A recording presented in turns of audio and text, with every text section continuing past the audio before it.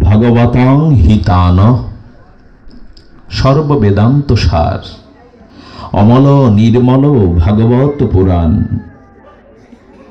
একাদশ স্কন্ধের দ্বিতীয় অধ্যায়ের 34 সংখ্যক শ্লোকে পরমহংস পরিব্রাজক আজন্ম ব্রহ্মচারী মায়ামুক্ত ছিল সুখদেব গোস্বামী বলছেন, দেবর্ষী নারদকে দক্ষ একটি অভিসম্পদ দিয়েছিলেন। অভিসম্পদটা হলো, গো দহনকাল সময় তুমি এক স্থানে স্থির থাকতে পারবে না নারদ।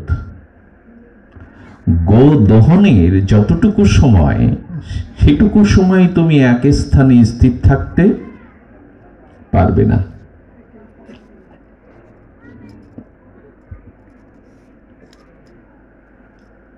তো নারদজি প্রণাম করে বলছেন, এর থেকে মহা সৌভাগ্য আমার আর কি থাকতে পারে। আমি এক স্থানে আবদ্ধ না থেকে অমীয় স্রোতধারায় তরঙ্গায়িত হইতে হরিকথার সৌভাগ্য বলবার সৌভাগ্য পেলাম আপনার কাছ থেকে।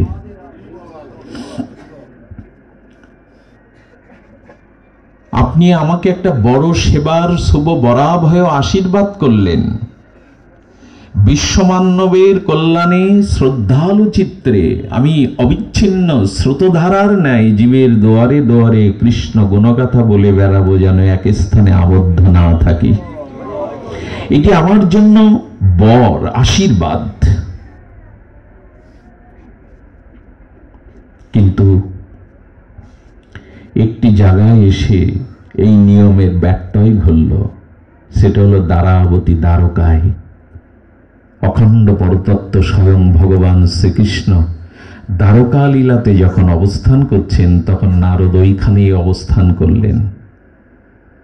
গোবিন্দ ভুজগুপ্তায় দ্বারাবতং কুরুদ্দহ, এইখানে দেবর্ষিপাদ নারদ তিনি স্থিত হলেন। গোবিন্দ চরণে, গোবিন্দ সন্নিধানে, গোবিন্দ গুণকীর্তনে এখানে কারো অভিশাপ পৌঁছাতে পারে না। দ্বারকাপুরীতে গৃহে স্বাচ্ছন্দ্যে গোবিন্দ সংসার লীলাব্রত করছেন। কখনো সূর্য প্রণাম, কখনো সন্ধ্যান্নিক, কখনো ব্রাহ্মণকে দান করছেন, গোবৎস সেবা করছেন, সখা পুত্র কন্যাদের নিয়ে কখনো বা সংসার লীলার পরমানন্দে তরঙ্গে ভাসছেন, কখনো বা প্রেয়সী প্রণয়নী স্ত্রীগণ নিয়ে উনি পাশা খেলাও পর্যন্ত করছেন স্বয়ং ভগবান দ্বারকাতে। সাক্ষাৎ পার্ষদ দেবর্ষিপাদ নারদ তিনি এই গোবিন্দ অপূর্ব লীলা দর্শন করে বিমোহিত হলেন, পরম মোহিত হলেন।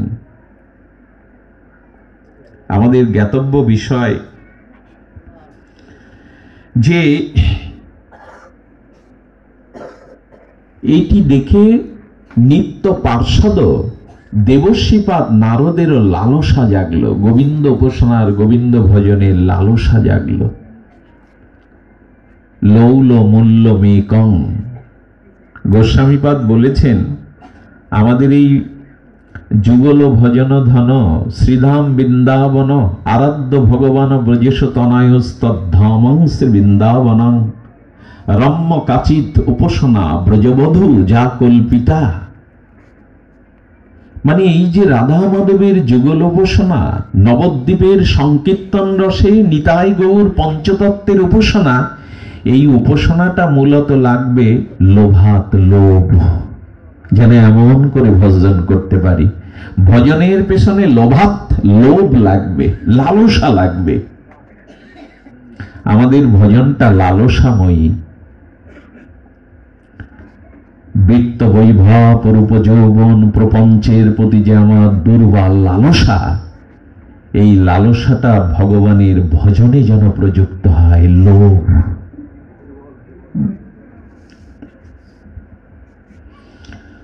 তো বলছেন আমরা উপাসনা করব, সেই উপাসনাটি আমাদের উপাস্য এবং উপাসনা তত্ত্ব কি? এই কাল কবলিত কলিহত জীবের সামনে কর্মী, জ্ঞানী, যোগী, ধ্যানী, ভক্ত, বহুবিধ মুনির বহুবিধ তত্ত্ব উপলব্ধি মার্গ দিগদর্শন আলাদা আলাদা, নাকি ভজন পথ তো এক নয়, উপাস্য উপাসনা তত্ত্ব তো আমাদের এক নয়। বিভিন্ন সম্প্রদায়, কেউ কর্মী, কেউ জ্ঞানী, কেউ যোগী, কেউ বা ভক্তিমার্গী। এই বহুবিধ উপাস্য উপাসনা তত্ত্বের মধ্যে আমাদের উপাসনা সর্বসারাৎসার রসময়ী এবং সার ও সিদ্ধান্ত তত্ত্ব উপাসনা মার্গটি কি? বিশেষ করে আপনাদের তত্ত্বজ্ঞ শ্রোতমণ্ডলীর সামনে একটি দুঃসাহসিক কথা বলি। এই যে যুগ, এই যুগ নিতাই গৌরাঙ্গের সংকীর্তন ব্রজপ্রেমের যুগ। কৌবা জানতি রাধা বলছেন, আমাদের সম্মুখে যে যুগ সন্ধিক্ষণ বর্তমান সমস্থিত হয়েছেন, এটি বড় ভাগ্য ফলে আমরা পেয়েছি। চৈতন্য চরিতামৃতকার জানাচ্ছেন, ব্রহ্মার একদিনে তিহ একবার অবতীর্ণ হইয়া করেন প্রকট বিহার। স্বয়ং ভগবান অখণ্ড পরতত্ত্ব ব্রহ্মা শিবাদির বন্দিত চরণ, স্বয়ং শ্রীকৃষ্ণ ভগবান এই ধরাতে অবতীর্ণ হন ব্রহ্মার একদিনে একবার। কাকে বলে ব্রহ্মার একদিন? সত্য, ত্রেতা, দ্বাপর, কলি, এই চতুর্যুগ মিলিত হয়ে হয় এক দিব্য যুগ। এমন ৭১ দিব্য যুগে এক মন্বন্তর, আর এরকম ১৪ মন্বন্তরে ব্রহ্মার একদিন।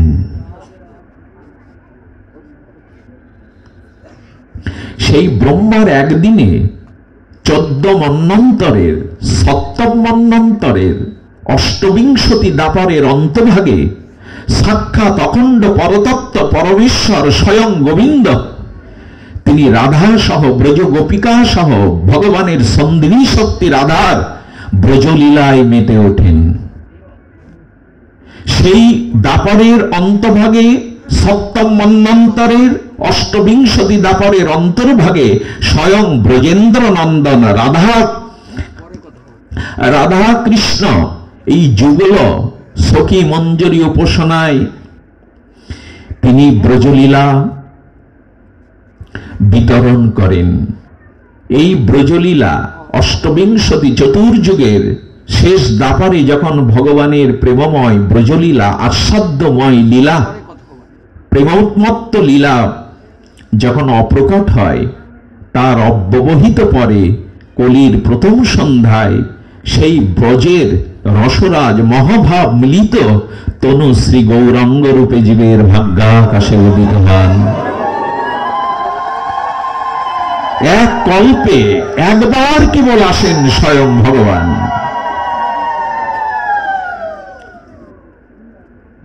ভগবান এবং স্বয়ং ভগবান, এই দুটি কথার মধ্যে পার্থক্য আছে। এতে চাংশ কলাপুংস কৃষ্ণস্ত ভগবান স্বয়ং। ভগবান ৪টে ৫টা ১০টা হতে পারে না, একমেব অদ্বিতীয়ম তত্ত্ব, ভগবান একটাই, আর সকলে তার অংশ, কলা বিভূতি, কলার কলা মাত্র। সনাতন ধর্মে ভগবান ১০, ২০টা ১০০টা নয়, এটা ভ্রান্ত ধারণা। ভগবান একজনই হন, সেই অখণ্ড পরতত্ত্ব স্বয়ং ভগবান, আর সকলে তার অংশ, কলা, কলার কলা, বিভূতি মাত্র। যেমন বলছেন, এতে চাংশ কলাপুংস কৃষ্ণস্ত ভগবান স্বয়ং।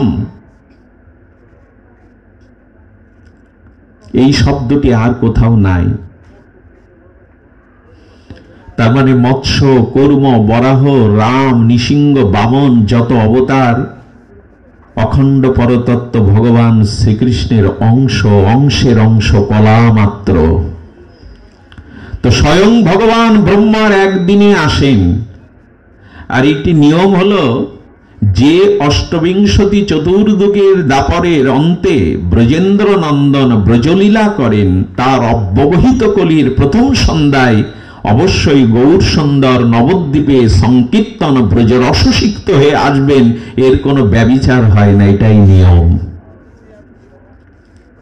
অর্থাৎ ইতিপূর্বে 27টি কলিযুগ চলে গেছে। একটু সরল করে বললে হয়, 1000 কলিযুগের মধ্যে 999 কলিযুগে স্বয়ং শ্রীকৃষ্ণ চৈতন্য ভগবান অবতীর্ণ হন না। এবং যে বিশেষ কলিতে, পুষ্পবন্ত কলিতে স্বয়ং রসরাজ মহাভাব মিলিত তনু, রাধাকৃষ্ণ মিলিত তনু হয়ে গৌর আসেন নবদ্বীপে, সেই যুগের সৌভাগ্য পেয়েছে আমরা মাত্র। আমরা সেই যুগের মানুষ। দেবতা, গন্ধর্বগণ, পরম মহিষীবৃন্দ, মহর্ষিবৃন্দ তারা স্তব করেন, হে গোবিন্দ, যে অবতারে, প্রেম লীলা অবতারে, ব্রজপ্রেম বিতরণ অবতারে তুমি এই ধরার ধুলিতে ভারত ভূখণ্ডে নবদ্বীপ ধামে সংকীর্তন ব্রজপ্রেম বিতরণের জন্য যাবে, দেবতারা স্তুতি করছে, মহর্ষিরা স্তুতি করছে, সেই ভারতবর্ষের বুকে আমাদের কাঙাল করে, দরিদ্র করে, নিচ জাতিকুলে জন্ম দিয়ে যাতে গৌর তোমার ভজন করতে পারিনি, তাই তোমার চরণ আশ্রয় করতে পারি। কে আসেনি? শ্রীকৃষ্ণ চৈতন্য মহাপ্রভুর প্রেম বিতারণের ব্রজ উজ্জ্বল উন্নত ব্রজপ্রেম দেওয়ার জন্য যখন আসবেন, তখন দেবতারা এই প্রার্থনা করেছিল, দেবদেবীরা, হে গৌরচন্দ্র, হে প্রেমমত্ত, হে ব্রজপ্রেমসিক্ত গৌর, ভারতবর্ষের ধূলিকণায় গোবিন্দ সেবার জন্য, তোমার ভজনের জন্য একটু নিচু করে আমাদের জন্ম দাও। দেবদেবীরা প্রার্থনা করছেন। ব্রহ্মা বলছেন, ভগবান, আমি তোমার ব্রজলীলা বুঝতে পারিনি, আমি স্রষ্টা, আমি চতুর্মুখ ব্রহ্মা, আমি জ্ঞানমূর্তি, আমি বেদের বক্তা, তবু শ্রীধাম বৃন্দাবনে তোমার অপার মাধুর্য লীলা আমি বুঝতে পারিনি। ব্রহ্মা এসে দেখছেন এই ছোট বালকটি, নীল রত্ন বালকটি, ইনি সখাদের মুখের এঁটো খাচ্ছেন। এঁটো কি ভগবানকে খাওয়ানো যায়? ইনি গরু চড়াচ্ছেন, ইনি কারো কাঁধে উঠছেন, কেউ বা ওনার কাঁধে উঠছে, উনি এটা কি ভগবান হতে পারে? ব্রহ্মারও মাথা ঘুরে গেল। স্বয়ং ভগবান এই লীলা করবেন, গরু চড়াবেন কেন? তিনি সখাদের উচ্ছিষ্ট এঁটো ফল কেন খাবেন? ব্রজবাসীরা গোবিন্দকে সখ্য প্রেমে বলছেন, গোবিন্দ, একটা খেলা খেলি। 11টা পাতা রেখেছে গর্তের মধ্যে, এর ভিতরে একটা ছেঁড়া পাতা। কানাইকে বলছে, কানাই, যার ভাগ্যে ছেঁড়া পাতাটা পড়বে সে পরাজিত হবে খেলায়। সখারা খেলছে তো ব্রজভূমিতে। আমাদের বাৎসল্য, সখ্য, দাস্য, বাৎসল্য, সখ্য, মধুরা রতির এই ব্রজনিকেতনে, ব্রজের অমিয় নিকেতনে, ব্রজবনে সখ্য রসে গোবিন্দ মাতোয়ারা। পাতাটা যখন সখারা শ্রীদাম, সুদাম, দাম, বসুদাম, মধুমঙ্গল নিতে যাচ্ছে, তখন সবাই কানাইয়ের নাম স্মরণ করছে, যেন ছেঁড়া পাতাটা ভাগ্যে না পড়ে। কানাইয়ের দিকে তাকিয়ে বলছেন, কানাইয়ের নাম নিলে, ওর দিকে তাকালে সব শুভ হয়, মঙ্গল হয়। সবার শেষে ছেঁড়া পাতাটা জুড়ল কানাইয়ের কপালে, গোবিন্দের কপালে। সুবল এসে বলছেন, সখা নিচু হ। কেন সুবল? হেরে গেছিস না? আমি তোর কাঁধে উঠব। বলা ছিল যে ছেঁড়া পাতায় হেরে যাবে তাকে সকলকে স্কন্ধে করে ওই গাছতলা পর্যন্ত নিয়ে যেতে হবে। গোবিন্দ তখন বললেন, আমি যশোদা নন্দন, আমি ব্রজেন্দ্র নন্দন, নন্দ পিতা, গোকুলের অধীশ্বর, তোমরা আমার কাঁধে উঠবে? সুবল তখন একটু ঠেস দিয়ে গোবিন্দকে বলছেন, তুই কোন বড় লোক, তুই আমি সম, নিচে হ। ভগবানকে কথা কেউ বলতে পেরেছে? তুই আমি সমান, তুই আমার সখা। বন্ধু কখনো দরিদ্র ধনী দিয়ে বিবেচনা হয়? হেরে গেছিস, কাঁধে নিতে হবে। ভগবান মনে করলে কি আর এটু ফল খাওয়ানো যায়? উচ্ছিষ্ট বস্তু ভগবানকে নিবেদন করা। তবে উচ্ছিষ্ট কয়েকটি বস্তু দেওয়া যায়, আপনাদের বলে যায় কয়েকটি উচ্ছিষ্ট বস্তু ভগবানকে দেওয়া যাবে। এক হলো গোবৎস অদরামৃতকৃত দুগ্ধ। দুগ্ধটা এটো হয় না যখন বৎস মায়ের বাটে ধুধু মেরে টানতে থাকে, ও তো বৎস অদরামৃত দিয়ে উচ্ছিষ্ট হয়ে গেল, বললো ওই উচ্ছিষ্ট গোবিন্দকে দেওয়া যাবে, ওতে দোষ হবে না। আরেকটি উচ্ছিষ্ট দেওয়া যাবে, সেটা হলো শতপদ মৌমাছি ফুলে ফুলে মধুকে যখন সিঞ্চিত করে সঞ্চয় করে শিল্পমণ্ডিত চাক করে রাখে, শতপদ মৌমাছি, ওই মৌমাছি শতপদের উচ্ছিষ্ট উৎকৃষ্ট মধুটা ভগবানকে দেওয়া যাবে, ওটা উচ্ছিষ্ট হলে দোষ নাই। আরেকটা উচ্ছিষ্ট বস্তু ভগবানকে দেওয়া যায়, আপনার গৃহে কোনো সুপরিপক্ক ফল যদি পেকে যায়, কোনো পাখি এসে যদি ওই ফলটাকে আরো মিষ্ট করবার জন্য একটু চঞ্চু দিয়ে ঠোক দিয়ে একটু ক্ষত করে যায়, বলেন ক্ষত স্থানটা বাদ দিয়ে ওটাও গোবিন্দকে দেওয়া যায়। ওটা ভুল ধারণা আছে, পাখি ঠোকরানো ফল গোবিন্দকে দেওয়া যায় না। কিন্তু যায় কেন জানেন?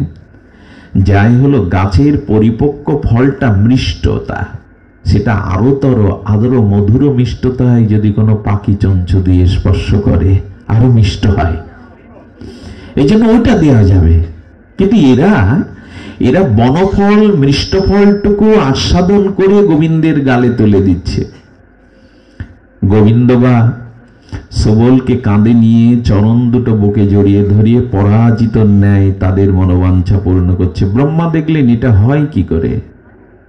স্বয়ং ভগবান তো অন্যের অপেক্ষা করবেন না, অন্য তাকে পরাজিত করতে পারবে না। আমাদের ব্রজপ্রেমটার এমন রহস্য, এত প্রীতি, এত সেখানে ভগবান নিজত্বকে হারিয়ে ফেলেছেন। স্বয়ং ভগবান তার ঐশ্বর্য, গোবিন্দ তো ঐশ্বর্য মাধুর্য সৌন্দর্যের পরাকাষ্ঠা। শ্রী গোবিন্দ হলেন সমগ্র ঐশ্বর্য এবং সমগ্র মাধুর্য, সমগ্র সৌন্দর্যের পরতত্ত্ব সীমা, যার উপরে আর সীমা নাই। সেই শ্রী গোবিন্দ এমনি করে যখন খেলছেন, ব্রহ্মারও মাথা ঘুরে গেল। ভগবান গরু চড়াবে কেন? ভগবান উচ্ছিষ্ট খাবে কেন? ভগবান পরাজিত হবে কেন? ভগবান চুরি করবে কেন? ভগবানকে বাঁধবে কেন? ব্রহ্মার মাথা ঘুরে গেল। ব্রহ্মা অপরাধী হয়ে গেলেন। গোবৎসকে আর গোবিন্দের ধেনুবৎসগুলি সখাদের হরণ করে 1 বছর বন্দী করে রাখলেন। পরবর্তীতে ব্রহ্মা জেনেছিলেন বড় ভুল করেছি, অপরাধ করেছি, তোমার লীলাকে বুঝতে। আচ্ছা, ব্রহ্মা যা বুঝতে পারলো না, আমরা পারবো কি? আমরা পারবো কেন জানেন? আমরা পারবো এই জন্য, কি বলেছেন? বলেছেন সভক্তি রস শ্রিয়ম, দানের জন্যই তো গৌর দাতা। অনার্পিত চরিণ চিরাত করুণায় অবতীর্ণ কল, সমর্পয়ত উন্নত উজ্জ্বল রস সভক্তি শ্রিয়ম, হরি পুরট সুন্দর দুতি কদম্বিত সন্দীপিত, সদা হৃদয় স্কন্দরে ফুরত বশচিনন্দন। সেই ব্রজের উন্নত উজ্জ্বল প্রেমকে, সেই ব্রজভক্তিকে, যা ব্রহ্ম শিবাদির দুর্লভ, সেই ধন গৌর বিতরণ করছে নকাতরে দাঁড়ে দাঁড়ে জীবের। সেই সৌভাগ্যমণ্ডিত চৈতন্য নিতায়ের বিশেষ ব্রজভক্তির যুগের মানুষ হয়েছে আমরা। আমাদের কত বড় সৌভাগ্য! দেবতারাও আমাদের প্রতি স্তুতি করছেন। যারা দেবদেবীকে খুব ভালোবাসেন তাদের একটা কথা বলি, যারা নিষ্কিঞ্চন কেবলা নিষ্কামা ভক্তিতে শ্রী গোবিন্দের রাধারানীর চরণাশ্রয় করে শুদ্ধ ভক্তি প্রাপ্ত হয়েছেন, দেবতারাও পর্যন্ত শান্তি পাওয়ার জন্য সেই কৃষ্ণ ভক্তের দুয়ারে এসে উপস্থিত হয় মাঝে মাঝে। শুদ্ধ কেবল নিষ্কাম প্রীতি শুদ্ধ রাধারানীর ভজন যারা করে, দেবতারাও শান্তি পাওয়ার জন্য মাঝে মাঝে কৃষ্ণ ভক্তের দুয়ারে আসে, জানেন, আসে। সেই দেবদুর্লভ ব্রহ্ম শিবাদি দুর্লভ ব্রজের প্রেম এবার এনেছেন। মহাজন চৈতন্য বললেন, রাধার মহিমা প্রেম রস সীমা জগতে জানাতো কে যদি গৌর না হইত। রাধার মহিমা প্রেম রস সীমা জগতে জানাতো কে?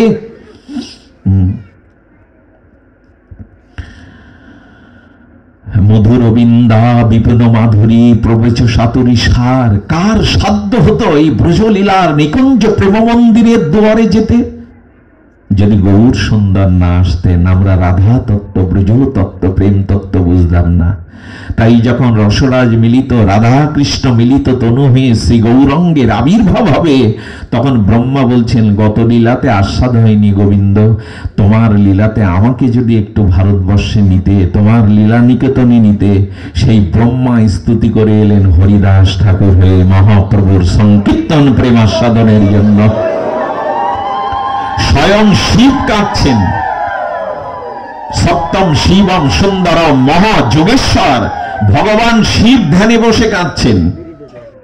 বিষ্ণু মহাবিষ্ণু এসে বলছেন, ভগবান শঙ্কর বৈষ্ণবানাং যথাসম্ভব, এই বৈষ্ণব শ্রেষ্ঠ সপ্তম শিবম সুন্দরম ভগবান শিব আপনি কাঁদছেন কেন? বলেন, কলিযুগে রাধা কৃষ্ণ মিলিত হয়ে গৌরাঙ্গ সুন্দর যাবে, আর এই কলিহত জীব যে ব্রজপ্রেম পাবে, এই কলিহত কাল কবলিত এই অল্পায়ু মূঢ় মস্তিষ্ক মন্দমতি এই কলিহত জীবের কি গতি হবে? এরা কি করে কৃষ্ণ প্রেম পাবে? তাই আমি কাঁদছি। তখন ভগবান গৌতমীয় তন্ত্রে আছে, এটা বিশেষ অনুসন্ধান যদি কারো জানা ইচ্ছা থাকে, যেটা কোথায় পেলেন, তবে গৌতমীয় তন্ত্রে এটা খুঁজে দেখবেন। ওইখানে বিষ্ণু বলছেন ভগবান শিবকে মহাবিষ্ণু, গর্ভদক্ষায়ী বিষ্ণু, ক্ষীরদক্ষায়ী বিষ্ণু, হ্যাঁ, গর্ভদক্ষায়ী, ক্ষীরদক্ষায়ী, কারানাথসায়ী বিষ্ণু। এটা ভাগ আছে, আমি ওদিকে গেলে মূল প্রস্তাবনায় যেতে পারবো না। একটু ভাগটা বলা এই কারণে যে তত্ত্ব না জেনে তো লীলাতে যাওয়া যাবে না। তত্ত্বকে বাদ দিয়ে পাশ কাটিয়ে ভুল হয়ে যাবে, আবেগ এসে যাবে। এই জন্য জন্ম কর্ম চমি দিব্যং ঝো ব্যক্তি তত্ত্ব। তো যদি ভগবানকে জানো তো তত্ত্বের দ্বারা জানো। সিদ্ধান্ত জানিতে চিত্তে না করো অলস। এইসব সিদ্ধান্তগুলো একটু রুক্ষ শুষ্ক হলেও এটা আগে জানো, কারণ সিদ্ধান্ত না জানলে গৌর ভজন রাধা প্রেমের যুগল ভজন করতে পারবে না। আগে সিদ্ধান্ত জানো। সিদ্ধান্ত জানিতে চিত্তে না করো অলস, যা হইতে লাগে চিত্ত সুদৃঢ় মানস। সুদৃঢ় গোবিন্দ চরণে, গৌর চরণে, প্রেম ভক্তির চরণে সুদৃঢ় আস্থা নিষ্ঠা আসতে গেলে সিদ্ধান্ত জানতে হবে। সিদ্ধান্ত, সেই সিদ্ধান্ত কি? তখন মহাবিষ্ণু বলছেন ভগবান শঙ্করকে, আপনি একা জীবের জন্য কাঁদবেন কেন, আমাকেও মিশিয়ে নিন। এই মহাবিষ্ণু আর সদাশিব একসাথে মিলিত হয়ে এই কলিহত জীবের প্রেম বিতরণের জন্য, গৌর প্রেম আস্বাদনের জন্য, ব্রজ প্রেম আস্বাদনের জন্য অদ্বৈত গোসাই হয়ে এলেন শান্তিপুরে পুরন্দর। অর্থাৎ শিব এবং মহাবিষ্ণু মিলিত তনুই হলেন অদ্বৈত গৌরানা ঠাকুর। কে বাদ গেল? কারানা চাইছে এই গৌর প্রেম আস্বাদনের লোলুপ হতে? ব্রহ্মা হরিদাস হয়ে এলেন, অদ্বৈত মহাবিষ্ণু হয়ে এলেন শিবকে মিশিয়ে। নারদ বলছেন, প্রভু তোমার লীলা সাক্ষী আমি দেবর্ষিপাদ, আমাকে কেন বাদ দেবে তোমার এই প্রেম সংকীর্তন নটরাজ প্রেমসিক্ত লীলায়? শিবাস হয়ে এলেন নারদজি, স্বয়ং শিবাস। আর রাধা ভাবের ভাবনা নিয়ে এলেন গদাধর পণ্ডিত। রাধা ভাবের আবেশ নিয়ে যেন চৈতন্যদেব সংকীর্তন ব্রজপ্রেমে যখন ধুলায় ধূসরিত হলেন, মূর্ছিত হয়ে পড়ে যেতেন, তখন গদাধর কোল নিত, গদাধর মহাপ্রভুকে জড়িয়ে নিতেন। গদাধর এত প্রিয় কেন জানেন? মহাপ্রভুর বামে তো না অদ্বৈত, বামে যাকে দেখবেন এই গদাধর ইনার মানে কেন গদাধরকে রাধাভাবে ভাবিত করে রেখেছেন মহাপ্রভু বামে? পঞ্চতত্ত্বের মহাপ্রভুর বামে গদাধর পণ্ডিত গোস্বামী। এই গদাধর পণ্ডিত মহাপ্রভু যখন পিতৃতর্পণের জন্য গয়া থেকে ফিরেছিলেন, গয়া থেকে ফিরে মহাপ্রভুর উন্মাদ প্রেম দশা, সেখানে বারবার তার এই বাল্য বন্ধু অন্তরঙ্গ সখা গদাধর পণ্ডিতকে মহাপ্রভু বলছেন, গদাধর বলতে পারো সেই নীলমণি দিবজ মোরালি অরিন্দম সুন্দর সেই কিশোর বালক যে একবার নয়নে বিদ্যুৎ চমকিতের মতো দেখা দিল, হারিয়ে ফেললাম, কোথায় সে বলতে পারো গদাধর? কোথায় কোথায় বলতে পারো সেই নীলমণি শ্যামসুন্দর দিবজ মোরালিকে, কিশোর মুক্তিকে যে আমি একবার দেখে বিদ্যুৎ চমকিত মতো হারিয়ে গেল, কোথায় সে? কোথায়? গদাধর দেখছে প্রভুকে যদি শান্ত রাখতে হয়, প্রভু তুমি জানো না, তুমি এত ব্যাকুল চিত্তে কেন ধুলায় ধূসরিত হয়ে পাগল প্রায় হয়ে উন্মত্ত হয়ে ঘুরছ? ওই কিশোর মূর্তি তো তোমার হৃদয়ের মধ্যে প্রবেশ করেছে, প্রভু তুমি জানো না? গদাধর তুমি আমায় বাঁচালে, তাহলে আমার হৃদয়ে মহাপ্রভু নখাগ্র দিয়ে বুক চিচ্ছেন, তাকে না দেখলে তো প্রাণে বাঁচবো না, তাকে না দর্শন করলে তো প্রাণে বাঁচবো না, বুক চিরছেন। গদাধর জড়িয়ে ধরলেন, প্রভু এত উতলা হয়েও না। সচিমা এই দৃশ্য দেখে বললেন, গদাধর পারিস তো আমার নিমাইকে চিরদিন এভাবে আগলে রাখিস, যেন তোর কোল ছাড়া করিস না, কোল ছাড়া করিস না গদাধর। এই যেন গদাধর সংসারী হননি, লীলাচলে মহাপ্রভু যাওয়ার সাথে সাথে গদাধরও চলে গিয়েছিলেন, এবং এই গদাধর পণ্ডিত মহাপ্রভুকে ভাগবত শোনাতেন। যখন শ্রীনিবাস আচার্য গেলেন মহাপ্রভুর অপকটের দুঃসংবাদ নিয়ে, নিদারুণ কোমল চিত্তে শ্রীনিবাস আচার্য যখন চললেন, মহাপ্রভুর আনন্দ বিতরণের লীলা সমাপ্ত করে নিত্য লীলায় চলে গেছেন, দারুণ বেদনায় এই সাধক শ্রীনিবাস তার কমল হৃদয়ে যেন চূর্ণ বিচীর্ণ হয়ে, রাধে এই কথা বলো না, না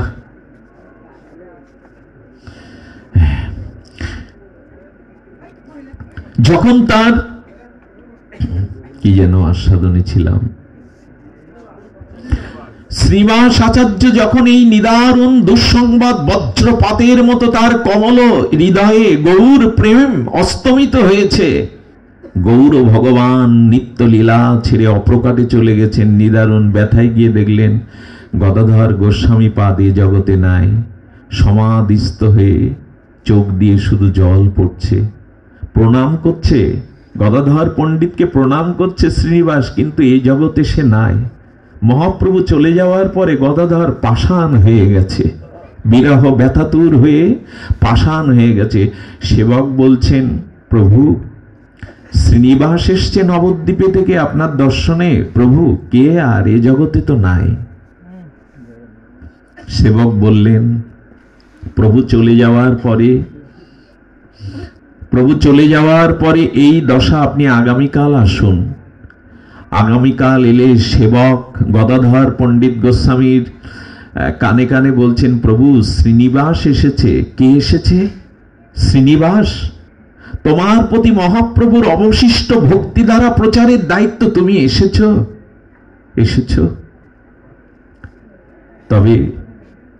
তবে আজ আর এই লীলাচলের আকাশে সেই আনন্দ ঘন প্রেমানন্দ ঘন চাঁদ অস্তমিত হয়েছে, অমাবস্যার ঘোর অন্ধকার এসে নেমেছে। তবে শ্রীনিবাস, তোমার প্রভু প্রতিদিন সমুদ্রে স্নান করে এই টোটা গোপীনাথে, টোটা মানে ফুলের বাগান, ওইখানে গদাধর পণ্ডিত গোস্বামীজি থাকতেন। মহাপ্রভু সমুদ্রে স্নান করে বড় গম্ভীর কণ্ঠে, মধুর কণ্ঠে ডাকতেন, গদাধর, শ্রীনিবাস। আর তো কেউ গদাধর বলে ডাকে না, আর তো গদাধর বলে কেউ ডাকে না। তুমি এসেছো, এই দেখো, এই আসনে বসে আমার এই হস্তলিখিত ভাগবত, তখন তো প্রেস তৈরি হয়নি, গদাধর গোস্বামীর হস্তলিখিত ভাগবতটা এই দেখো, তোমার প্রভু প্রতিদিন ভাগবত শুনতেন, প্রতিদিন ভাগবত শ্রবণ করতেন। গদাধর গোস্বামী যখন হস্তলিখিত ভাগবতটা সামনে মেলে ধরেছে, শ্রীনিবাস আচার্য দেখছেন অক্ষরগুলো যেন জল দিয়ে ভেসে গেছে, অস্পষ্ট। শ্রীনিবাসকে বলছেন, তোমার প্রভু প্রতিদিন ভাগবত শুনতে শুনতে তার চোখের জলে ভেসে গেছে এই ভাগবতের অমৃতর অক্ষরগুলো, এই দেখো ভেসে গেছে। গদাধর গোস্বামী এরপরে আর বেশি দিন নিত্যলীলায় ছিলেন না। তো ইনি এসেছিলেন, কে আসেনি? এই জন্য গৌর লীলাতে, এই গৌর প্রেমানবে শ্রীমান চৈতন্য মহাপ্রভু এসে বললেন, না তত্রাদরণ পর, এই যুগল উপাসনায় ব্রজভক্তির বাইরে তোমাদের যেন অন্যতে আদর না হয়, একমাত্র আদর যেন এই যুগল উপাসনায় হয়। যুগল উপাসনায় যেন আমাদের আদর হয়। এই জন্য এই মহাপ্রভুর যুগের মানুষ আমরা, এই সংকীর্তন রসের সিক্ত আমাদের পরম ভাগ্য। এই ভাগ্যে ভাগবত ধর্মে বলছেন যে আমাদের এই রাধা মাধবের লীলা, এই নবদ্বীপ সংকীর্তনের প্রেমলীলা আমাদের একমাত্র হাদ্য, একমাত্র তত্ত্ব। কারণ জীবের জন্য এমন করে আর কোন করুণা ঘন মূর্তি এসে আমাদের সামনে দাঁড়ায়নি। পতিত পাষাণ্ডী দুরমতি অতি প্রাণিনা মারিল কারে, হরিনাম দিয়া হৃদয় সদিল যাচি গিয়া ঘরে ঘরে। কার এত করুণা? রাম আদি অবতারে ক্রোধে নানা অস্ত্র ধরে অসুরের করিল সংহারে, ইবে অস্ত্র না ধরিলা প্রাণে কারো না মারিলা, চিত্ত শুদ্ধি করিল সবারে। আচ্ছা, এইটা কি হয়? অনন্ত জন্মের পাপ দুর্বাসনা কামনা বাসনা চিত্ত